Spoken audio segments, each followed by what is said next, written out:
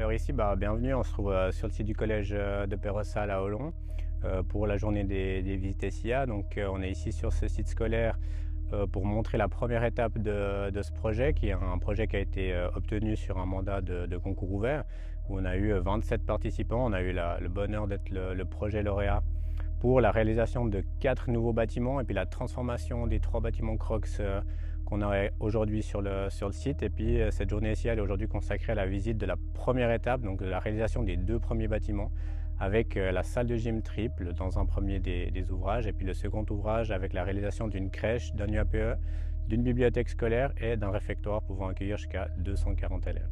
En fait, depuis le début du projet, on avait vraiment cette image d'un bâtiment qui s'inscrit dans le site. Donc on a aussi une approche au niveau du contexte qui est assez importante au sein du bureau. Le but, c'est de construire des bâtiments dans leur site.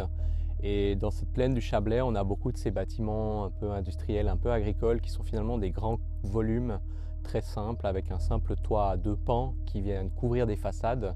Et avec cette expression aussi de façade pignon et de façade plus ouverte, on a vraiment un peu cette thématique depuis le concours d'avoir une façade pignon qui est très fermée, avec finalement la mise en valeur d'un élément vitré qui est encore un peu anobli par un caractère de béton, avec cette espèce d'encadrement en béton travaillé qui vient aussi un peu anoblir la forme. Et puis de l'autre côté, une façade peut-être plus ouverte, qui est la façade où on va retrouver le programme. Et là, avec simplement une répétition de trames structurelles, avec ces poteaux moisés finalement, qui se répète tout le long du bâtiment et qui vient donner un deuxième caractère au volume.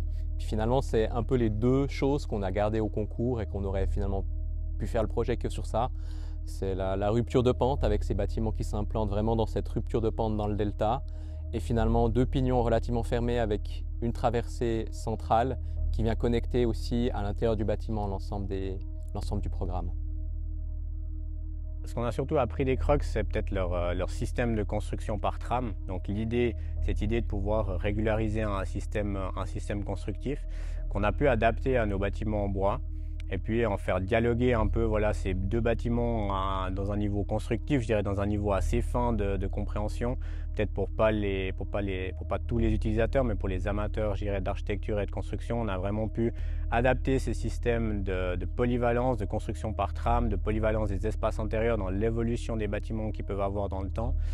Typiquement aujourd'hui, la bibliothèque scolaire, elle peut évoluer dans sa taille, les structures d'accueil peuvent évoluer dans leur taille, parce qu'on sait que c'est des éléments qui doivent potentiellement évoluer dans la vie d'un bâtiment. Puis je dirais que vraiment l'élément qui marque un peu de manière commune ces 2 entités de projet, c'est vraiment l'idée d'avoir un système de trame qui permet au bâtiment d'évoluer dans le temps.